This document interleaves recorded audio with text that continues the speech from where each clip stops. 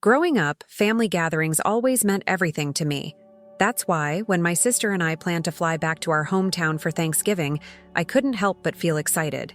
I'm 21, currently attending college in the same town where my sister Megan lives with her husband Bill and their 3 kids.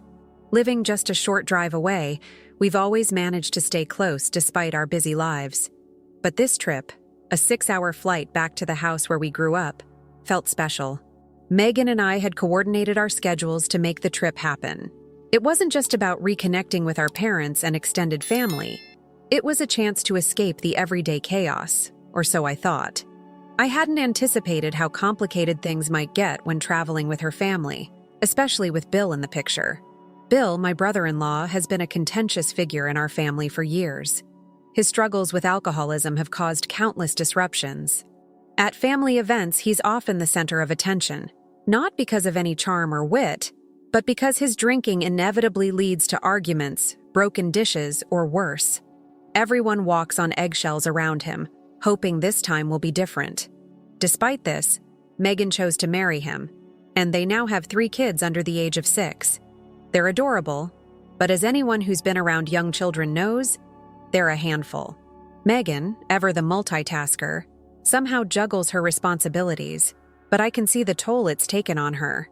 Our trip home seemed straightforward enough. We'd fly together, meet up with family, and enjoy the holiday.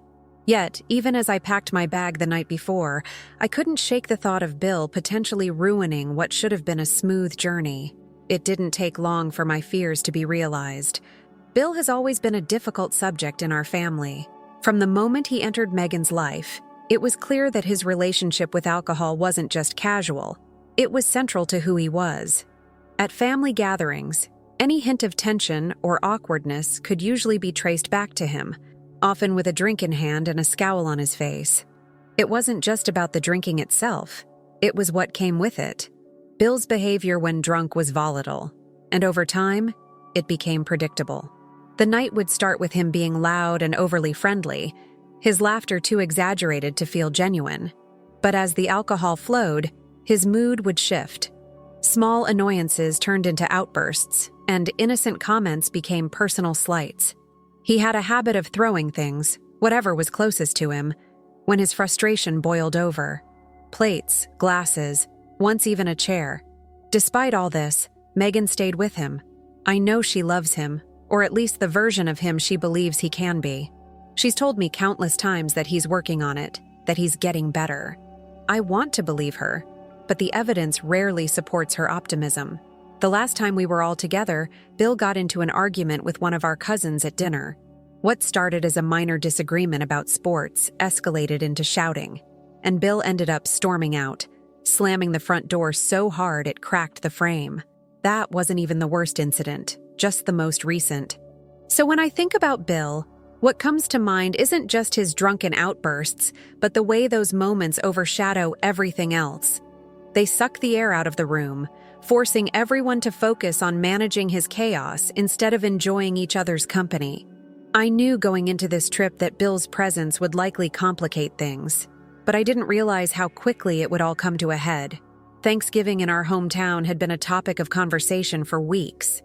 Megan and I coordinated everything down to the last detail. Departure times, seating arrangements on the plane, and even how we'd split the luggage. It was supposed to be a smooth, efficient trip. She'd handle her kids, I'd take care of myself, and we'd meet our parents in time for Thanksgiving dinner. For me, the trip was a chance to breathe, to step away from college assignments and deadlines. It was a chance to be back home, surrounded by familiar smells, tastes, and the warmth of family. For Megan, I knew it was more complicated. Her kids, while sweet, were demanding, and traveling with them wouldn't be easy. Still, she seemed optimistic, determined to make it work despite Bill being, well, Bill. We had agreed to meet at the airport early, giving ourselves plenty of time to navigate security and get settled at the gate. Megan insisted on arriving first so she could manage the kids before the inevitable chaos of boarding. I didn't mind the arrangement. It made sense. Besides, she had more moving parts to coordinate. But in the back of my mind, I couldn't help but wonder about Bill. Would he be on time? Would he even be sober? Traveling during the holidays is stressful enough without the added complication of an unpredictable, belligerent drunk. Megan assured me he'd be fine, but her tone didn't carry much conviction. I told myself it would all work out. After all, we'd done the hard part, planning. Now, all we had to do was get through the journey.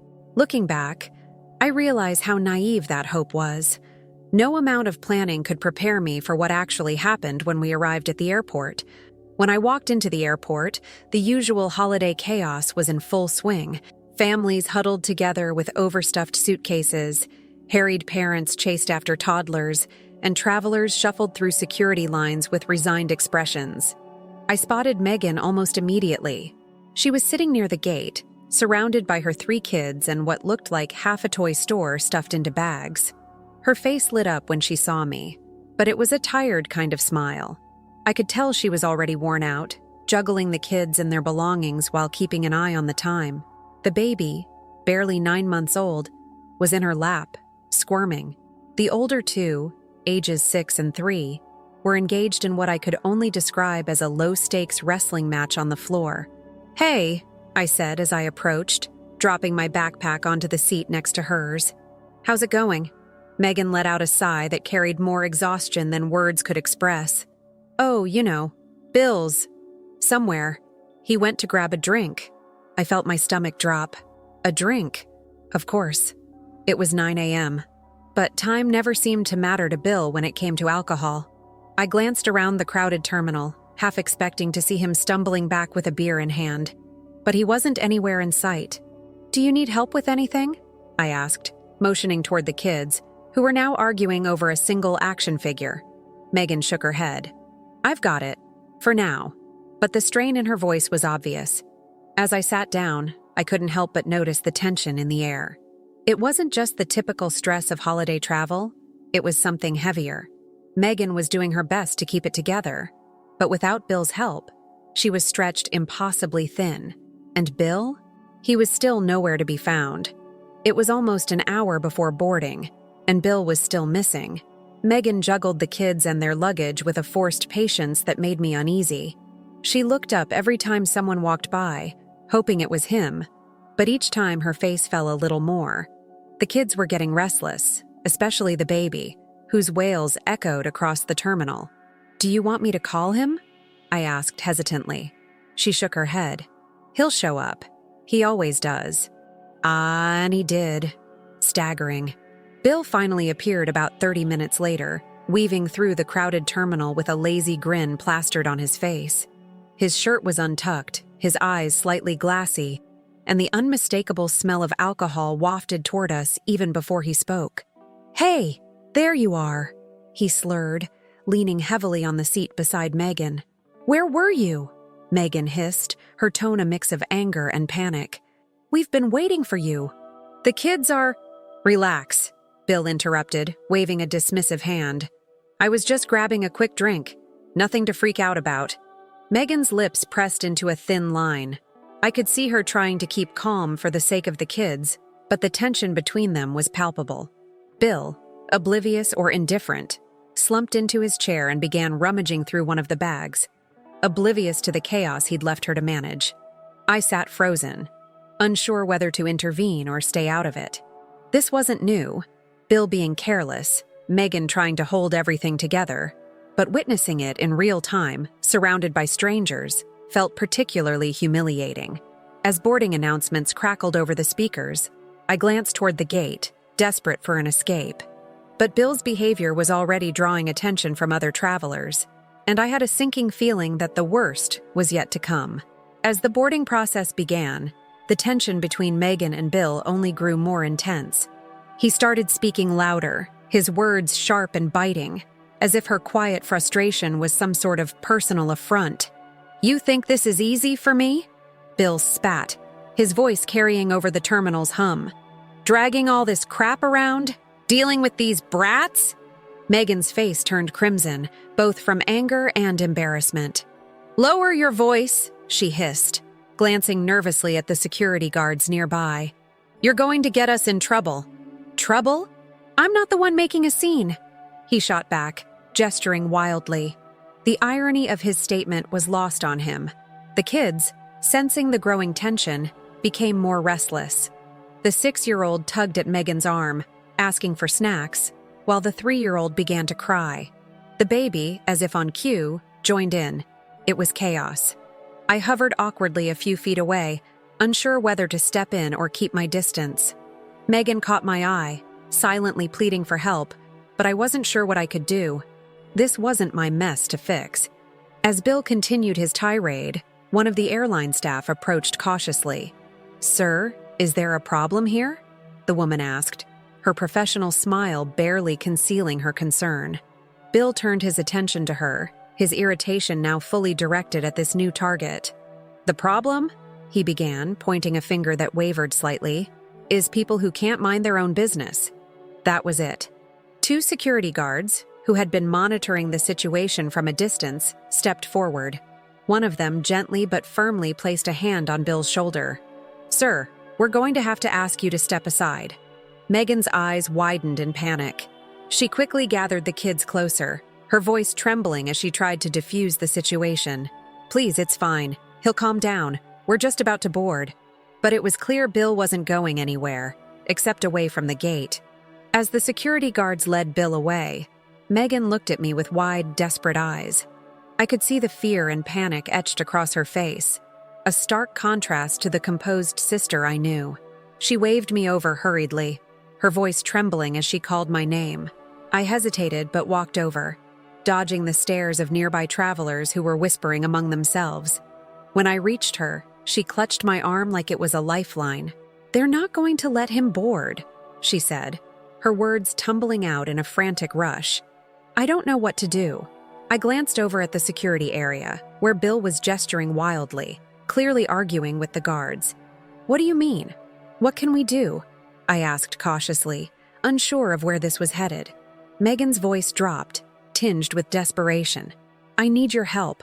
I can't do this alone. 3 kids, all this luggage. I just can't."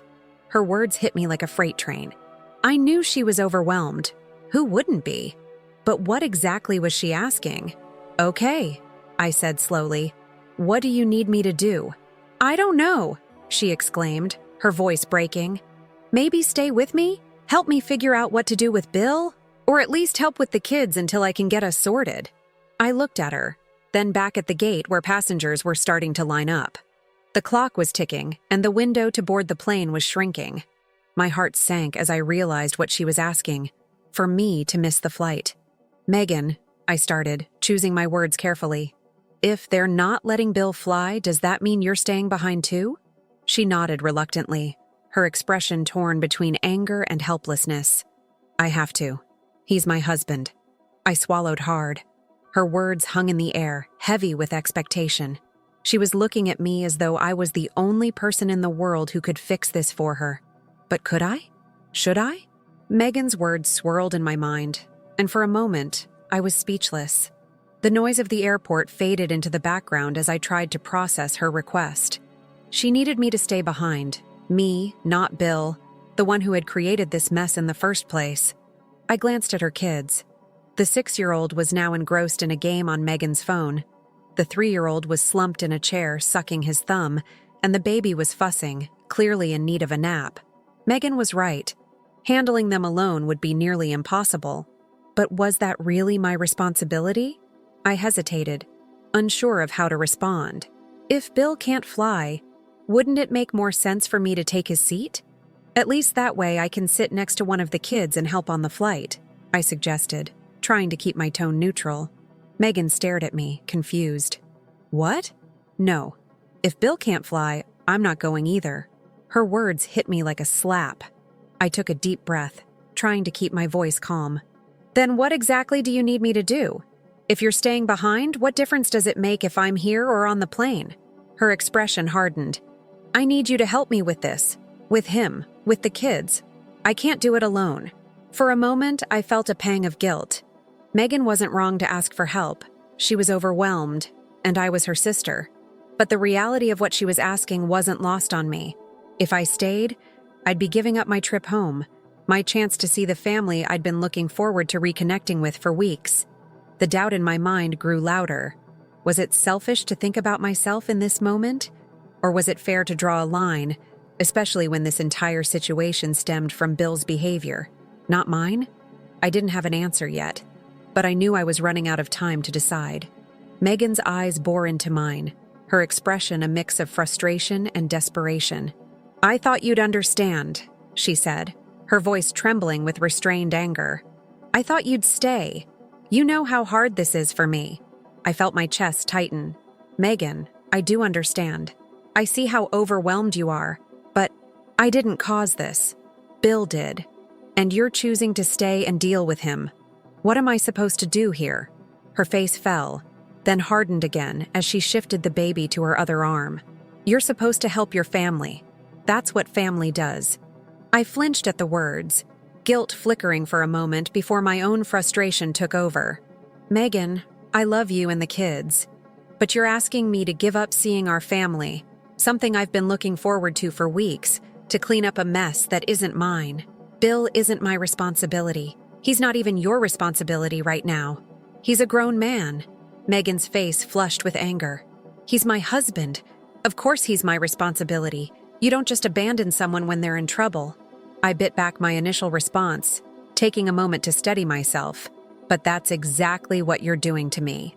You're asking me to abandon my plans, my chance to see Mom and Dad, just because Bill couldn't control himself. Again. This isn't the first time, Megan, and it won't be the last." Her lips quivered, and for a moment, I thought she might cry. Instead, she straightened her back, her voice cold and distant. "Fine. If you're okay leaving me to deal with this alone, go ahead. Just know that I'll remember this." The words stung more than I expected. I opened my mouth to respond, but the gate agent's voice crackled over the intercom, announcing final boarding. It was now or never. I looked at Megan one last time, my heart pounding. "I'm sorry," I said softly, "but I'm getting on that plane." And with that, I turned and walked toward the gate, the weight of her glare pressing against my back the entire way. As I joined the boarding line, my mind raced with everything Megan had said. Her words, "You're supposed to help your family," echoed in my head, heavy with guilt and expectation. But as I moved closer to the gate, another thought surfaced. At what point did her family become my responsibility? I loved my nieces and nephew dearly. They were sweet, chaotic bundles of energy, and I enjoyed spending time with them when I could. But they weren't my children. I wasn't the one who decided to marry Bill, knowing full well the challenges that came with his drinking. I wasn't the one who chose to have 3 kids with him, knowing his instability. Those choices were Megan's. As much as I sympathized with her, it was hard to ignore the pattern. Time and time again, Bill's actions caused chaos, and Megan's solution was to lean on others, on me, on our parents, on anyone willing to step in. It wasn't fair. I thought about what staying behind would mean. I'd be stuck in an airport with a belligerent Bill, trying to console 3 restless kids while Megan tried to manage him. And then what? Even if they managed to rebook a flight, there was no guarantee Bill would even be allowed to board later, or that he wouldn't cause another scene.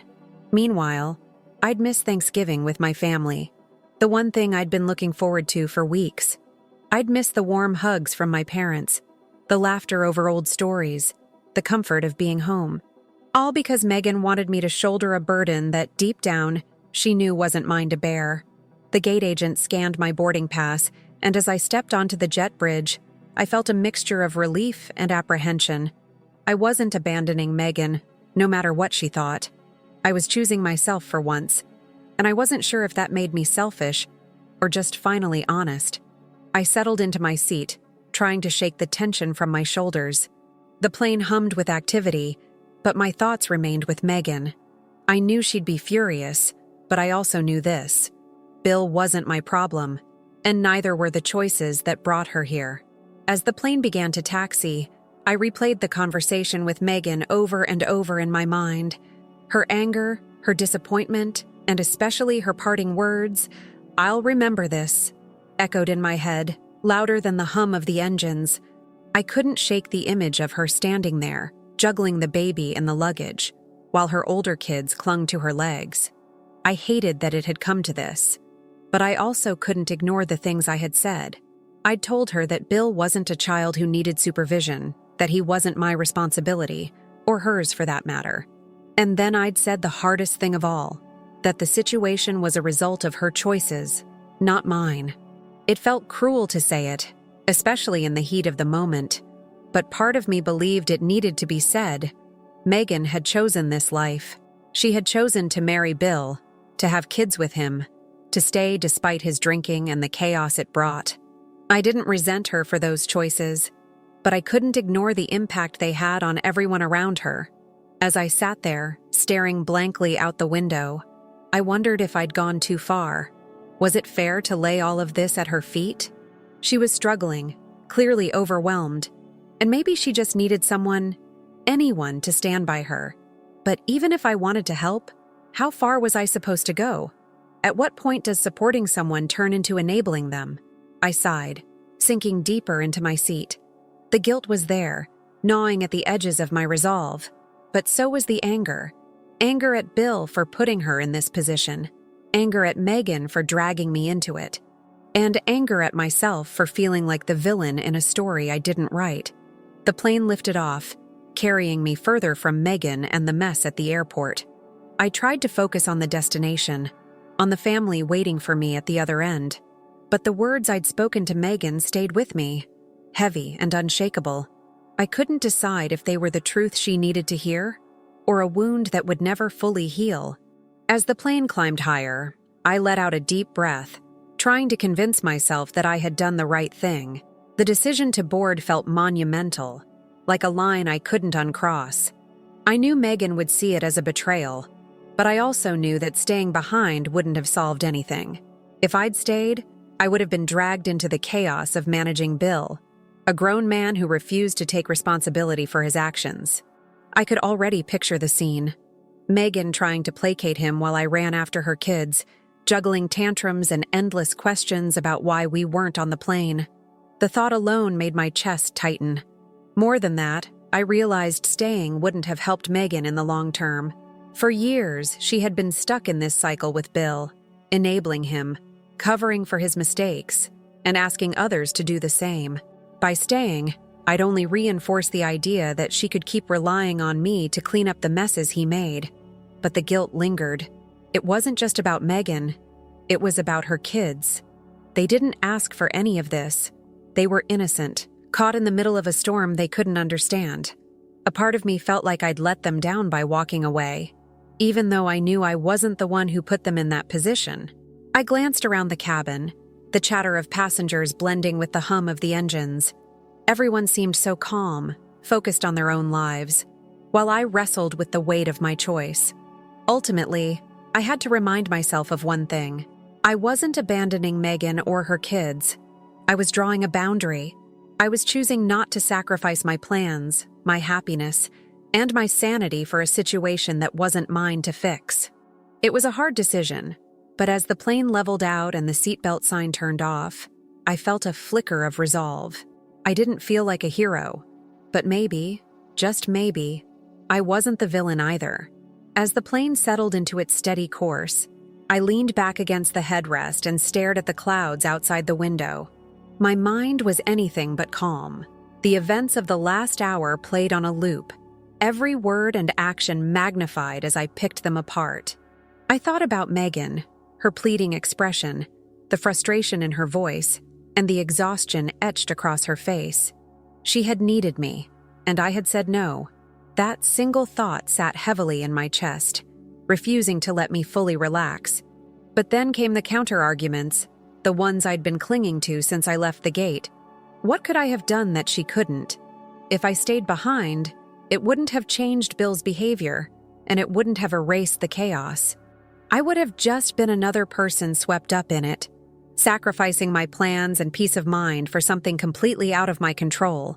I tried to shift my focus to the family waiting for me back home. I imagined my mom's hug, the smell of her cooking filling the house, and the sound of familiar laughter around the dinner table. It was a comforting thought, but it came with a pang of guilt. Would they see me as selfish? Would they agree with Megan? My mom's voice rang in my head, replaying all the times she'd said, "Family sticks together no matter what." But sticking together couldn't mean enabling toxic behavior, right? It couldn't mean sacrificing my own well-being to save someone who refused to save himself. The plane jolted slightly, pulling me out of my thoughts. I looked around at the other passengers, all absorbed in their own worlds. No one seemed to notice my internal battle, the way my guilt and self-preservation clashed like storm clouds in my mind. As I shifted in my seat, I felt a strange sense of finality.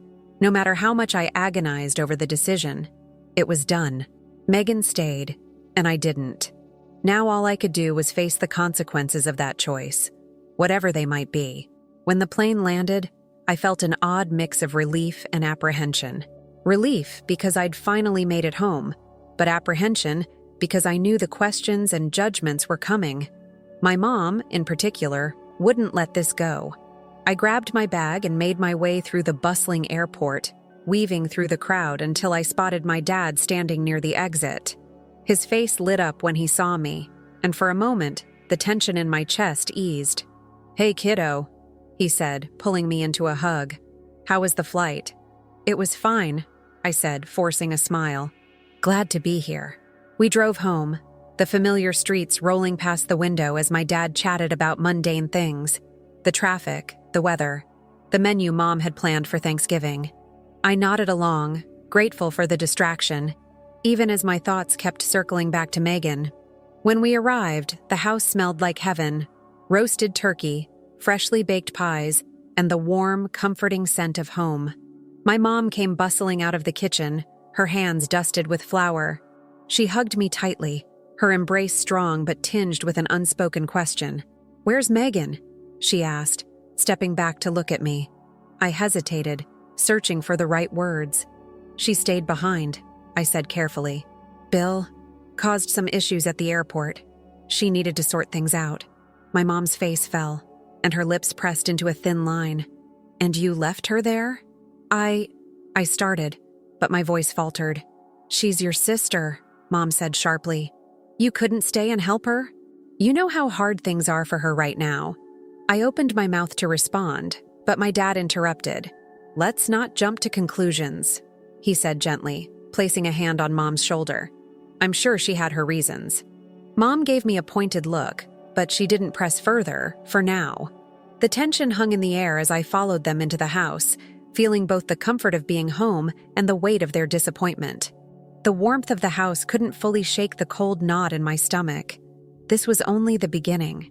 Dinner that night was a mix of joy and subtle tension. My aunts and uncles were thrilled to see me, their questions lighthearted and filled with excitement about college life and my future plans. But my mom's eyes kept darting toward me, and I knew the subject of Megan wasn't far from her mind. It wasn't until the meal was over and we were all sitting around the living room that the conversation shifted.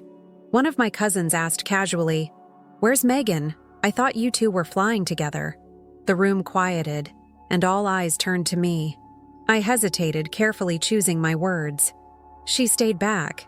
Bill couldn't board the flight and she needed to sort it out." There were murmurs of understanding, but my mom's silence was deafening. Finally, she spoke. Her voice clipped. "And you didn't stay to help her?" I set my drink down, the weight of the room pressing on me. "No, I didn't," I admitted. "I told her that Bill isn't my responsibility, and neither are the consequences of his actions." The words hung heavy in the air.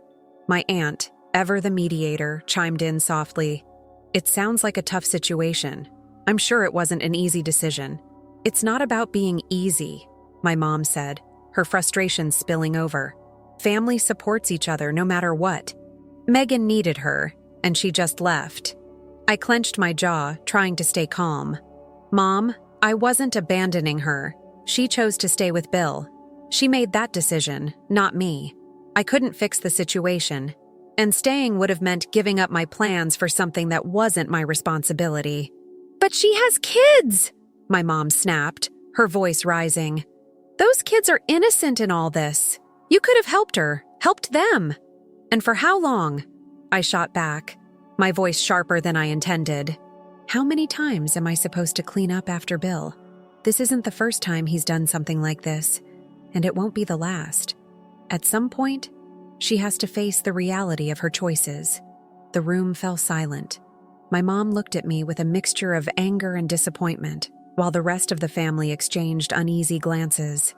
I could feel the divide growing, and for the first time that night, I questioned if they'd ever truly understand why I made the choice I did. Later that evening, after most of the family had left or gone to bed, my mom cornered me in the kitchen. She was washing dishes, her movements brisk and forceful, a clear reflection of her mood. I knew the conversation was coming. I just wasn't ready for the intensity of it. "You let your sister down," she said bluntly, not looking at me as she scrubbed a plate. I sighed, leaning against the counter. "Mom, I didn't let her down. She's an adult. She made her choice to stay with Bill, and I made mine to come here." "She made her choice?" Mom repeated, her voice dripping with disbelief. She turned to face me, her hands still dripping with soapy water. "Her choice was to handle her husband and 3 kids alone while you hopped on a plane and left her behind." "That's not fair," I replied, my frustration rising. "You know what Bill is like. He's not just a bad husband, he's dangerous. He was drunk and causing a scene. I couldn't fix that, and it's not my job to." Mom's face hardened. "No, it's not your job, but you could have stayed to help her through it. That's what family does. You don't just walk away when things get hard." "And how many times are we supposed to bail her out?" I snapped, my voice louder than I intended. "How many times do we cover for Bill's mistakes? He's a grown man, and she keeps choosing to stay with him. She married him knowing exactly who he was." Mom's expression softened for a moment, but her voice remained firm. "And what about the kids? Did they choose this? Do they deserve to be left behind too?" Her words hit me like a punch to the gut. Of course, the kids didn't deserve this. But was it fair to expect me to sacrifice my plans, my life, every time Bill spiraled out of control? "I love them," I said quietly, "but I can't keep putting myself in the middle of their mess. If Megan wants things to change, she has to take the first step. I can't do it for her." Mom shook her head, turning back to the sink. "I hope you're right," she said, her voice heavy with disappointment. "But one day, you might need her help, and I hope she's more understanding than you were today." The conversation left me feeling hollow. I wasn't sure if I was standing my ground or simply digging myself deeper into a hole I couldn't climb out of. After my argument with Mom, I retreated to my old bedroom, closing the door softly behind me. The room hadn't changed much. Same bedspread, same posters from high school, same shelf of half-read books. It was a stark contrast to the emotional chaos I was feeling. I sat on the edge of the bed, replaying the conversation. The words my mom had said, about family, about the kids, echoed in my mind, mixing with my own counter-arguments. I needed to convince myself that I had made the right decision, even if it meant challenging the deeply ingrained beliefs about loyalty and responsibility that my family had always upheld. Bill wasn't my responsibility. That was the mantra I kept returning to, over and over. He was Megan's husband, not mine. He was the father of her children, not mine. His drinking, his behavior, his inability to control himself. None of that was my fault or within my power to fix. And then there was Megan. Yes, she was my sister, and yes, I loved her. But how many times had I watched her clean up Bill's messes? How many times had she asked someone else, me, Mom, Dad, anyone, to step in when things got out of hand? It felt like a cycle with no end, one that she wasn't willing or able to break. I thought about the kids again, their innocent faces, their small hands reaching for comfort and stability. My heart ached for them, but I also knew that staying behind wouldn't have changed anything for them. If anything, it would have sent the message that it was okay for Bill to keep acting this way, because there would always be someone to pick up the pieces. I stretched out on the bed, staring at the ceiling. I didn't regret coming home. I couldn't regret wanting to see my family and enjoy a holiday free of chaos. But the guilt lingered, a stubborn weight pressing down on me. In the quiet of my room, I realized something. Maybe it wasn't about being right or wrong. Maybe it was about setting boundaries, even if they hurt. And maybe those boundaries were the first step toward something healthier. Not just for me, but for Megan too. As the days passed, I couldn't stop thinking about Bill and the role he played in all of this. He wasn't just a man who drank too much. He was a storm, uprooting everything in his path and leaving others to clean up the wreckage. It wasn't just Megan who bore the brunt of his behavior. It was everyone around him. I thought about how many family gatherings had been disrupted by his drinking. The shouting matches, the broken dishes, the nights when we all had to tiptoe around his moods, praying he wouldn't explode. It wasn't just embarrassing, it was exhausting. And every time Megan would cover for him, smoothing things over as best she could, as if pretending it wasn't a big deal would make it less of a problem. But it was a problem, a big one. Bill's drinking wasn't just a quirk or a bad habit. It was a destructive force that hurt everyone around him. I'd seen the toll it took on Megan, the way her shoulders seemed permanently hunched from carrying so much. And the kids, they didn't understand what was happening, but they felt it. The tension, the chaos, the instability. I wondered if Bill even realized the damage he caused, or if he cared. It was hard to imagine he didn't see it, but maybe the alcohol dulled his awareness. Or maybe he was just so far gone that he didn't know how to stop. Part of me felt sorry for him. Addiction wasn't easy, and I knew it could warp even the best of people. But my sympathy only went so far. Bill had resources, people willing to help him, and he still chose the bottle over his family every time. The more I thought about it, the angrier I became. Not just at Bill, but at the way he had been enabled for so long. Megan's love for him, her hope that he would change, had only allowed his behavior to continue unchecked. And in turn, the rest of us were expected to accommodate him, to make excuses for him, to clean up after him. I realized then that my decision to leave wasn't just about protecting my own peace. It was about refusing to play along in a game that only hurt everyone involved. Bill didn't need another person enabling him. He needed consequences, real ones. And maybe Megan needed to see that too. If there was one part of this entire situation that made me doubt my decision, it was the kids. Every time I thought about their faces, so small and full of trust, a wave of guilt washed over me. They didn't choose to have a father like Bill, nor did they deserve to bear the fallout of his actions. The 6-year-old Emily was old enough to sense that something wasn't right. She had seen the arguments, heard the shouting, and probably understood more than Megan realized. She had that look in her eyes sometimes, the quiet, watchful gaze of a child trying to navigate an adult world they couldn't control. Then there was the 3-year-old Max. He was still young enough to be blissfully unaware of most of the chaos, but even he had moments where he clung to Megan a little tighter, like he knew something was off. And the baby, Lily, she wouldn't remember any of this, not yet, but the thought of her growing up in this environment made my heart ache. I thought about how hard it must have been for Megan to juggle all 3 of them at the airport. I pictured Emily trying to calm Max down while Megan held Lily, all while dealing with Bill's drunken outburst. No wonder she had asked for my help. But here's the thing. The kids weren't my responsibility either. I loved them, and I wanted the best for them, but that didn't mean I could fix their situation. Staying behind at the airport wouldn't have changed anything. If anything, it would have taught them the wrong lesson, that their father's behavior could be smoothed over by someone else stepping in. What they needed wasn't me. They needed stability, consistency, a father who could be present and a mother who could put their well-being above her loyalty to a broken marriage.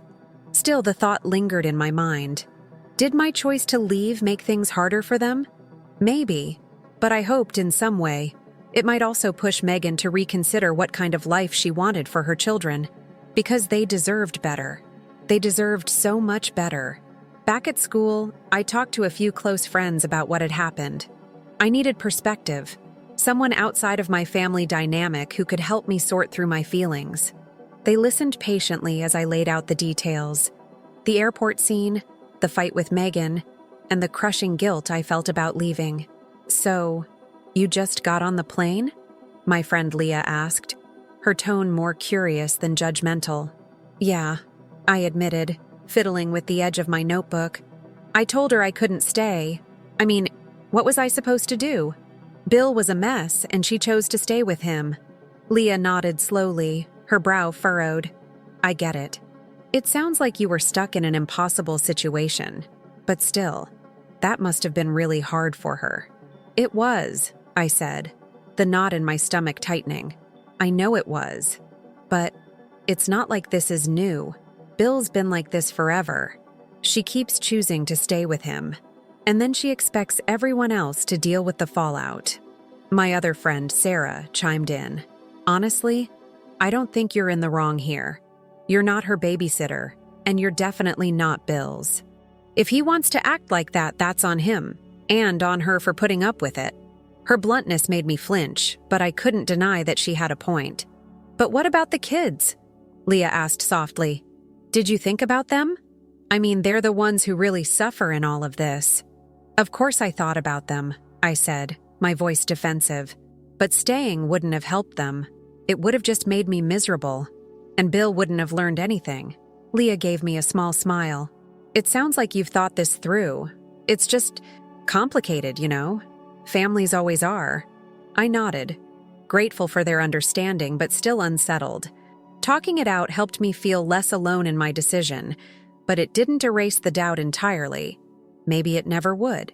What stayed with me the most was something Sarah said before we wrapped up the conversation. Sometimes the best way to help someone is to let them face the consequences. If Megan keeps enabling Bill, nothing's ever going to change. And maybe seeing you draw the line is the wake-up call she needs. I didn't know if she was right, but I hoped so, for Megan's sake, and for her kids. After I returned to school, I waited to hear from Megan. A text, a call, anything. But the silence stretched on. Days turned into a week, and still, nothing. Every time my phone buzzed, my heart jumped, thinking it might be her, but it was always someone else. At first, I told myself she was just busy. After all, she had 3 kids and Bill to deal with, not to mention the chaos of rebooking flights and managing the aftermath of the airport incident. But as the silence continued, it became clear that this wasn't just about being busy. She was angry. I tried to imagine what she was thinking. Maybe she felt betrayed, abandoned in her moment of need. Maybe she was replaying our argument, stewing over the words I'd said and the choice I made. Or maybe she was just too hurt to talk to me at all. The lack of communication weighed on me. Megan and I had always been close, despite our differences. She was the person I called when I needed advice, the one who always understood my sarcastic humor and could finish my sentences. Now, it felt like a chasm had opened between us, and I wasn't sure how to bridge it. I thought about reaching out, drafting and deleting texts that ranged from apologetic to defensive. Every time I stopped myself, unsure of what to say. Would an apology make things better, or would it just reopen the wound? And was I even sorry for what I'd done? The silence from Megan wasn't just about her. It was about me too. It forced me to confront my own feelings of guilt and justification, to question whether I could have handled things differently. But deep down, I knew one thing for certain. I couldn't control Megan's choices, just as I couldn't control Bill's behavior. The only thing I could control was myself, and I had done what I thought was right in that moment. Still, the silence lingered, a constant reminder of the fragile line between setting boundaries and breaking bonds. I could only hope that in time, we'd find a way back to each other. After nearly 2 weeks of silence, I decided to reach out. The distance between Megan and me was unbearable, and if there was any hope of fixing things, it had to start with a conversation. I spent hours agonizing over what to say, but eventually, I settled on a simple text. Hey, can we talk? It took her a full day to respond. When my phone finally buzzed, I stared at her message for what felt like an eternity before opening it. Fine, call me. I took a deep breath, my hands trembling slightly as I dialed her number. When she picked up, there was a long pause before either of us spoke. Hi? I said tentatively. Hi, she replied, her tone clipped. The silence stretched between us like a tightrope. Finally, I broke it. Megan, I'm sorry for how things went down at the airport. I didn't want to leave you in that situation, but I didn't know what else to do. Her sigh crackled through the line. You didn't want to leave me, but you did, she said. Her voice wasn't angry, but it was heavy with hurt. You didn't even try to help. That's not true, I said. my own frustration bubbling up. I offered to take Bill's seat, to sit with the kids on the flight. But you didn't want that. You wanted me to stay and… what? Handle Bill? Deal with his mess? Megan, that's not fair. She didn't respond right away, and I could hear her shifting on the other end of the line. I didn't know what I needed in that moment, she admitted quietly. I felt like you abandoned me. Like you were saying, this is your problem. You deal with it. I wasn't trying to abandon you, I said firmly. But Megan, it is your problem. Bill is your husband. Those are your kids. I can't keep stepping in every time he screws up. That's not fair to me, and it's not fair to you either. There was another long silence, but this time it felt less strained. I know you're right, she said eventually. I hate feeling like I'm in this alone. You're not alone, I said gently. But Megan, you can't keep enabling Bill, and you can't keep expecting me or anyone else to fix things for you. Something has to change. Her voice broke slightly when she spoke again. I know. I just don't know how to make it better. We stayed on the phone for a while after that, talking more openly than we had in years. It wasn't a perfect conversation, but it was a start. And for the first time, I felt like we were finally on the same page, even if the path forward was still unclear. After my conversation with Megan, I felt a sense of relief, but it didn't last long. The doubts crept back in, as they always did, and I found myself replaying everything, wondering if I could have handled things differently. Had I been too harsh, too quick to draw boundaries? Or was I justified in walking away from a situation that had felt like a trap from the start? I thought about Megan's words on the phone, how she'd said she felt abandoned. The weight of that stuck with me. No matter how much I tried to justify my actions, the idea that I'd hurt her, a sister I'd always been close to, was hard to accept. But then there was Bill. Every time I thought about him, my resolve hardened again. His actions had caused the chaos at the airport. He'd been the one drinking, the one picking fights, the one forcing Megan to choose between her family and him. And yet, in the aftermath, I was the one being scrutinized for leaving. What about him? When did Bill face the consequences of his actions? Still, the nagging question remained. Should I have stayed? Would things have turned out differently if I had just helped Megan get through the airport, just been there for her? Even if it wasn't my responsibility? But at what cost? Missing Thanksgiving, enduring Bill's belligerence, and sacrificing my own plans didn't seem like the solution. And deep down, I knew it wouldn't have been the first time, or the last, that I'd be expected to step in and save the day. I stared out the window of my apartment, the city lights twinkling in the distance. I wished I could see the future, to know if my decision had made any impact at all. Would Megan finally stand up to Bill? Would she make changes for her kids? Or would things stay the same, with her stuck in a cycle of enabling, and me stuck in a cycle of guilt? There were no answers, just more questions. And while I hated the uncertainty, I knew one thing for sure. No matter how much I questioned myself, I couldn't go back and change what I'd done.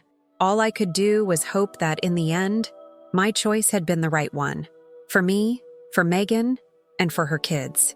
In the weeks that followed, I found myself reflecting not just on what happened at the airport, but on the deeper dynamics at play in my family. For so long, I had operated under an unspoken rule. Family comes first, no matter what. It was a principle drilled into me from childhood, reinforced by every holiday gathering, every shared hardship, every memory of us sticking together. But this time, something felt different. For the first time, I had drawn a line.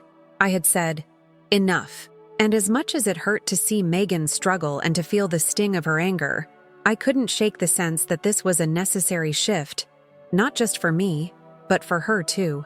One of the biggest lessons I took away from the ordeal was the importance of boundaries. Loving someone doesn't mean sacrificing yourself at every turn. It doesn't mean taking on burdens that aren't yours to carry, especially when those burdens are the result of someone else's repeated bad decisions. I also learned how complicated guilt can be. Even when you know deep down that you made the right choice, the weight of that guilt doesn't just disappear. It lingers, questioning you in quiet moments. making you second-guess yourself long after the moment has passed. Another hard truth emerged. People can't be helped until they're ready to help themselves. Megan had to come to her own realization about Bill and the toll his behavior was taking on her and the kids.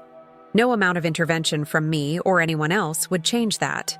Finally, I began to understand that sometimes love means letting go. Letting go of the need to control, to fix, to save. Letting go of the expectations that come with being the good sibling, the reliable one. Letting go of the guilt for prioritizing my own needs. It wasn't easy, and it wasn't perfect. But in letting go, I found a new sense of clarity, and maybe even a bit of peace. I couldn't predict what the future held for Megan or for our relationship, but one thing was certain. I wasn't willing to lose myself in the process of trying to save someone else. And that, I realized, was a lesson worth holding on to. After spending so much time analyzing my own feelings, I started to wonder more about Megan's. What did that day at the airport look like from her point of view? What had she been thinking when she asked me to stay? And how had my decision affected her? It wasn't easy to imagine myself in her shoes. Megan had always carried more than her share of responsibility. She was a mother to 3 kids, a wife to someone who brought more chaos than stability, and a constant mediator in her household. That day at the airport, she must have felt completely overwhelmed, juggling restless kids, a mountain of luggage, and a drunk, belligerent husband who had, once again, ruined the day. For her, my refusal to stay probably felt like betrayal. In her mind, I wasn't just walking away from Bill's mess. I was walking away from her, from the partnership we'd always shared as sisters. I thought about the courage it must have taken for her to even ask for help. Megan had always been fiercely independent, almost to a fault. Asking for support, especially in a public setting like that, would have been a last resort for her. And when I said no, I wasn't just denying her request. I was confirming her worst fear, that she was alone in this. And yet, there was a part of me that hoped she might have seen my decision differently. Maybe, in some small way, she understood why I couldn't stay. Maybe she recognized that my choice wasn't about abandoning her, but about refusing to perpetuate the cycle she was trapped in. I also wondered how much of her frustration was rooted in her own feelings of guilt. Deep down, did she blame herself for Bill's behavior, for staying with him, for exposing her kids to the instability he brought? If she did, I knew she'd never admit it, not even to me.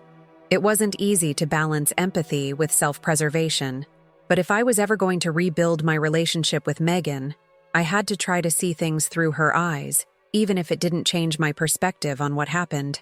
In the end, I realized that understanding Megan's perspective didn't mean I had to agree with it.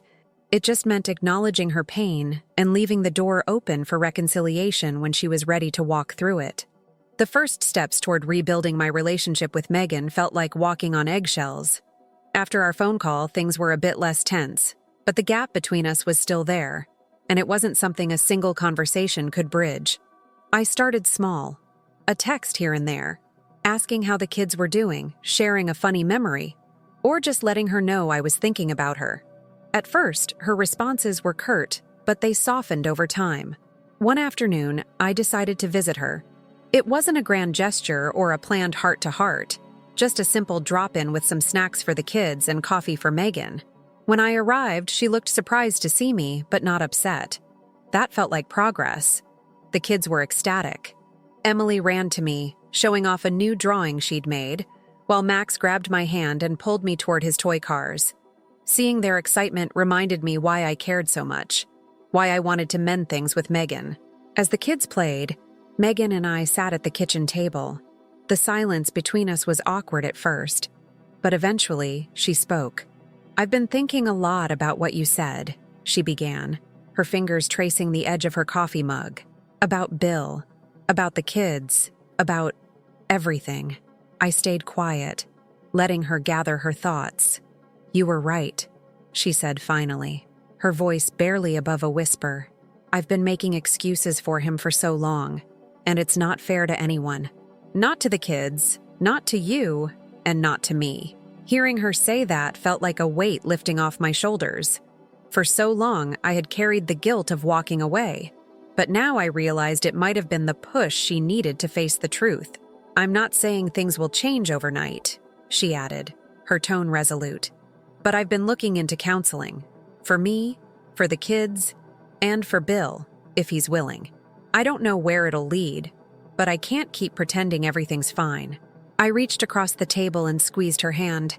"I'm proud of you," I said simply. It wasn't a perfect resolution. There were still wounds to heal, trust to rebuild, and boundaries to set. But in that moment, I felt hope for the first time in weeks. Hope that Megan and I could find our way back to each other, and that she could find her way forward, one step at a time. Even after everything, after the arguments, the silence, and the tentative steps toward rebuilding my relationship with Megan, I still found myself questioning the decision I made that day. Was I the villain? Had I been selfish in choosing my own peace over Megan's plea for help? In truth, I don't think there's a simple answer. Families are messy, relationships are complicated, and sometimes the line between right and wrong blurs so much that it feels impossible to untangle. What I do know is this: that moment at the airport was a turning point, not just for Megan, but for me too. It forced me to confront some hard truths about responsibility, boundaries, and the ways we enable the people we love, even when it hurts us. I've come to understand that saying no isn't the same as abandoning someone. Setting boundaries doesn't mean you love someone less. It means you recognize that love has to come with limits, or it stops being healthy. That day, I chose to set a boundary. And while it caused pain in the short term, I believe it was a necessary step for both of us. Megan is taking steps toward change now, small ones, but meaningful. She's starting to see the impact Bill's behavior has had on her and her kids, and she's beginning to imagine a life that doesn't revolve around fixing his mistakes. I don't take credit for her progress, but I do think my decision at the airport helped her realize that she couldn't keep relying on others to carry the weight of her choices. As for me, I'm learning to let go of the guilt. I'm learning that it's okay to prioritize my own needs, even when it feels uncomfortable. And I'm learning that being there for someone doesn't always mean sacrificing yourself. It means finding ways to support them without losing who you are. So, am I the villain? I don't think so. But I'm not the hero either. I'm just a person trying to navigate the complexities of family, love, and self-preservation. And maybe that's enough, because in the end, we're all just doing the best we can.